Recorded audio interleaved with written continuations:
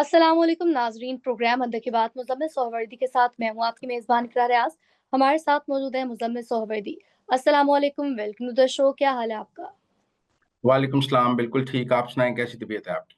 मैं ठीक हूँ, अल्लाह पाक का शुक्र है सर। सबसे पहले आज आपसे सवाल करना चाहूँगी, नाज़रीन जानना चाहेंगे जो army chief general Saeed Asim Munir की सहाफ़ियों से गैर रस्मी गुफ्तगू हुई और ख़त के बारे में उन्होंने कहा है कि मुझे तो ऐसा कोई ख़त नहीं मिला और अगर मिलेगा भी तो मैं तो प्राइम मिनिस्टर को भिजवा दूँगा। और मुल्क की तरक्की पर भी उन्होंने बात की। तो इसको आप कैसे सम अप करेंगे? कैसे देख रहे हैं? देखिए, मैं वहाँ मौजूद था जहाँ ये बातचीत हुई है। बल्कि हुँ, इसमें से एक सवाल मैंने भी किया, बाकी वहाँ और सीनियर 4-5 जर्नलिस्ट मौजूद थे, जिनमें आसमा शिराज़ी, आदिल अब्बासी, राना जवाद वगैरह, सलीम साफ़ी मौजूद थे हम। तो हम सब ने इकट्ठे ही ये जो तैयब अर्दोग़ान का स्टेट लंच था, उसके बाद आर्मी चीफ़ आसिम मुनीर साहब से जब वो जा रहे थे, तो रास्ते में उन्हें रोका और उनसे बातचीत की। ये बातचीत ऐसे शुरू हुई जैसे जैसे वो हमारे पास पहुँचे, तो हम 4-5-6 जर्नलिस्ट खड़े थे, तो वो रुक गए। हमने उन्हें कहा, "क्या हाल-चाल है?" उन्होंने कहा, "ठीक है।" हमने कहा, "सर, हालात कैसे चल रहे हैं?" उन्होंने कहा, "बेहतरीन चल रहे हैं।" हमने कहा, "सर, सब ठीक चल रहा है?" उन्होंने कहा, "सब ठीक चल रहा है, प्रोग्रेस हो रही है, तरक्की हो रही है, आपको नज़र नहीं आ रही? हर इंडिकेटर पॉज़िटिव है।"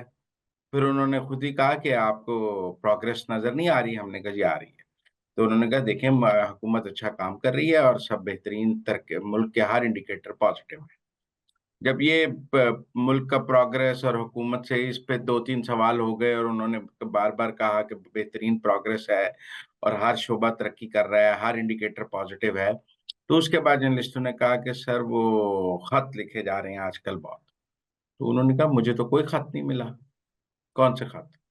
तो हमने ये कहा कि वो जो मीडिया में आपको खत लिखे जा रहे हैं। तो उन्होंने कहा वो तो आप लोगों को लिखे जा रहे हैं। मुझे तो कोई खत नहीं मिला। मुझे लिखेंगे तो मुझे मिलेगा ना। वो खत हुँ, तो एक मीडिया मुहिम के लिए लिखे जा रहे हैं, आप लोगों को लिखे जा रहे हैं, तो आप लोगों के पास है, मेरे पास तो नहीं है। तो फिर उनको मैंने सवाल किया कि अगर आपको खत लिखा जाए और आपको खत मिल जाए, तो आप क्या करेंगे? तो हुँ, आर्मी चीफ ने कहा कि अगर मुझे लिखा गया और मुझे मिल गया, तो मैं वज़ीर-ए-आज़म को भिजवा दूँगा, मैंने खत का क्या करना है? मेरी तो कोई डोमेन नहीं है खत के हवाले से। मैं वो हुँ, खत वज़ीर-ए-आज़म को भिजवा दूँगा, वो उस पर जो मर्ज़ी एक्शन करें। हमने उनसे दोबारा पूछा कि सर आप वज़ीर-ए-आज़म को भिजवा देंगे? उन्होंने कहा हाँ, मैं वज़ीर-ए-आज़म को भिजवा दूँगा। आर्मी चीफ का खत से कोई ताल्लुक नहीं। तो एक तो खत पे बात हो गई। उसके बाद हमने उन्हें कहा कि अब चूँकि बात खत्म हो गई, खत पे उन्होंने कह दिया वज़ीर-ए-आज़म को भिजवा दूँगा। मुल्क की प्रोग्रेस से नज़र आ गया कि वो गवर्नमेंट के साथ खड़े हैं और गवर्नमेंट की से जो कारकर्दगी है उससे बहुत मुतमईन हैं और उन्हें गवर्नमेंट की परफ़ॉर्मेंस ठीक लग रही है और वो समझ रहे हैं हर इंडिकेटर भी पॉज़िटिव है। खत के बारे में भी जवाब हो गया तो अब हमने लाइटर मूड में गुफ्तगू करनी शुरू कर दी और हमने कहा कि सर आप बहुत फिट लग रहे हैं। तो उन्होंने कहा आर्मी चीफ को फिट होना चाहिए। हुँ, आर्मी चीफ ने जंग लड़नी है और हमें हर वक़्त जंग के लिए तैयार होना चाहिए, तो हर वक़्त फिट होना चाहिए। तो मुझे तो हर वक़्त फिट रहना चाहिए क्योंकि मैंने जंग लड़नी है और मैं जंग लड़ने के लिए तैयार हूँ। तो आप देख लें कि एक आर्मी चीफ जंग लड़ने के लिए तैयार है और फिट है, हुकूमत की कारकर्दगी से मुतमईन है, उसकी नज़र में तमाम इंडिकेटर्स पॉज़िटिव हैं और मुल्क तरक्की कर रहा है और ख़त उन्हें मिला ही नहीं और अगर मिलेगा तो वो उसको वज़ीर-ए-आज़म को भेज देगा।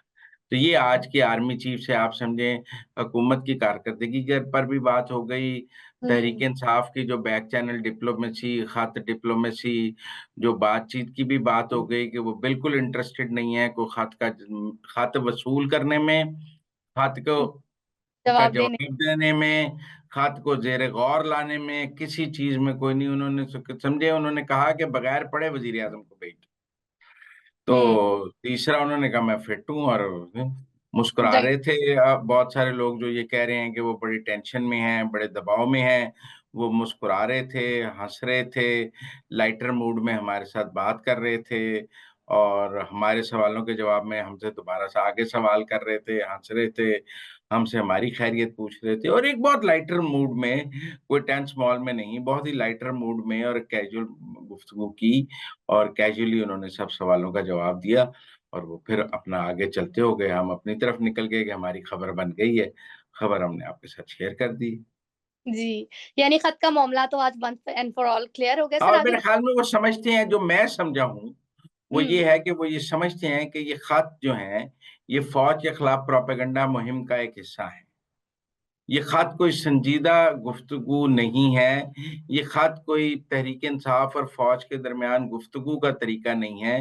ये त इमरान खान की जानिब से फ़ौज के बदनाम करने में, फ़ौज के खिलाफ बयानियाँ बनाने में और फ़ौज के खिलाफ प्रोपेगेंडा बना करने की मुहिम का हिस्सा है। ये कोई सीरियस ऐसी बात नहीं है कि इमरान खान फ़ौज से कोई गुफ्तगू करना चाहते हैं या इमरान खान आर्मी चीफ से कोई बात करना चाहते हैं। मेरे ख़्याल में आसिम मुनीर इसको डिजिटल दहशतगर्दी में और फ़ौज के खिलाफ प्रोपेगेंडे के तौर पे ही ले रहे हैं। यानी ये खत पीटीआई वर्सेस फ़ौज है। सर आगे बढ़ेंगे, अब बात करेंगे सीएम केपी की अडयाला जेल में मुलाकात हुई है। अडयाला जेल में कॉन्फ्रेंस रूम जो है उसमें बानी पीटीआई से मुलाकात में ज़राए का ये कहना है कि शेर अफ़ज़ल मरवत से रिलेटेड नज़र-ए-फ़ानी का कहा गया है। फिर उसके बाद दीगर पार्टी के अमूर पर भी बात हुई है। तो इस मुतालिक आप क्या कहेंगे? 1.5 घंटा मुलाकात जारी रही है। मेरे ख़्याल में 1.5 घंटे गंडापुर वज़ाहतें ही देते रहे। हुँ, अब ये तो नहीं हो सकता कि गंडापुर में इतना तो नहीं हो सकता कि गंडापुर ने 1.5 घंटा इमरान खान को सुनाई हो। हुँ, यकीनन उन्होंने इमरान खान के सामने अपनी वज़ाहतें दी होंगी। इमरान खान को अपना मौक़िफ़ पेश करने की कोशिश की होगी। जो गंडापुर के ऊपर मेरा मतलब है एलिगेशंस हैं, उनकी वज़ाहत देने की कोशिश की होगी। उन्होंने बताया होगा कि वो बहुत लॉयल हैं और एस्टेब्लिशमेंट हुँ, से बातचीत कहाँ तक पहुँची है। और उन्होंने कहा होगा कि इस जो अभी ठीक है, वो ठीक नहीं है। लेकिन मेरा नहीं ख़्याल कि इस 1.5 घंटे की मुलाकात में कोई इमरान खान और गंडापुर के दरमियान कुछ चीज़ें तय हो गई हैं। हुँ, मेरे ख़्याल में मामलात उलझ रहे हैं और उलझने की शरारत देख लें आप बैरिस्टर सैफ को जो पार्टी ओहदे से निकाला गया है और जो हुँ, नामज़दगियाँ हमें नज़र आ रही हैं, वो सब गंडापुर को कमज़ोर करने का तरीका है। लेकिन इमरान खान इस वक़्त गंडापुर को हटा नहीं सकते, हटाना बहुत मुश्किल है। अगर वो गंडापुर को इस्तीफ़ा देने के लिए कह भी दें और गंडापुर रिज़ाइन कर भी दें, तो नए वज़ीर आला का इंतख़ाब बहुत मुश्किल हो जाएगा। तो इसलिए मेरे ख़्याल में अभी वो गंडापुर को हटा नहीं सकते, वो गंडापुर के साथ गिले-शिकवे कर सकते हैं, नाराज़गी का इज़हार कर सकते हैं, जो वो कर रहे हैं। गंडापुर को दबाव में ला सकते हैं, जो वो गंडापुर को दबाव में लाने की कोशिश कर रहे हैं। उनके उनके उनके इर्द-गिर्द उनके मुख़ालिफ़िन को इकट्ठा कर सकते हैं, जो इमरान खान कर रहे हैं कि केपी में गंडापुर के मुख़ालिफ़िन को मज़बूत कर रहे हैं और गंडापुर को दीवार से लगा रहे हैं। ये खेल अभी जारी रहेगा। सर अब आगे बढ़ते हुए बात करेंगे, कल होगी हलफ़बरदारी की तकरीब इस्लामाबाद हाई कोर्ट में चीफ जस्टिस सरफराज डोगर साहब की। और फिर उसके बाद आज हमने देखा कि एक हलफ़बरदारी की तकरीब जिसमें 6 जजेस ने हलफ़ उठाना था, वो भी मुलतवी हो गई और ये कहा गया कि नोटिफ़िकेशन जो है वो ताख़ीर से जारी किया गया। तो आम हलफ़बरदारी को आप कैसे देखते हैं?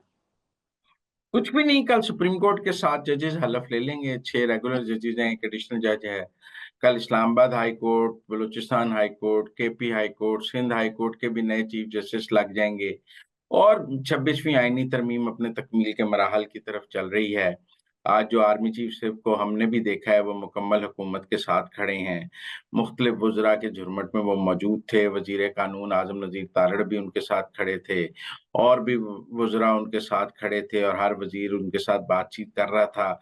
उनके और हुकूमत के दरमियान बहुत कॉर्डियल रिलेशंस हैं।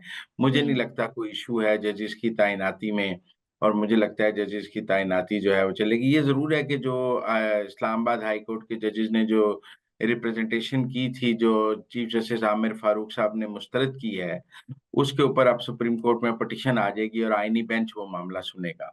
और आईनी बेंच अब ये मामला तय करेगा कि जब एक जज का एक हाई कोर्ट से दूसरे हाई कोर्ट में तबादला होगा, तो क्या हुँ। उसकी सीनियरिटी मुतासर होगी या नहीं होगी, ये मामला आईनी बेंच में पहुँच जाएगा।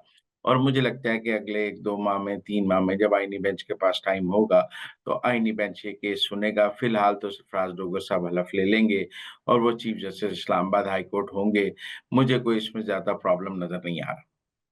तो नाज़रीन ये थी आज के अंदर की बातें, आपसे मुलाकात होगी अगले प्रोग्राम में। तब तक के लिए आप हमें दीजिए इजाज़त। अल्लाह निगहबान।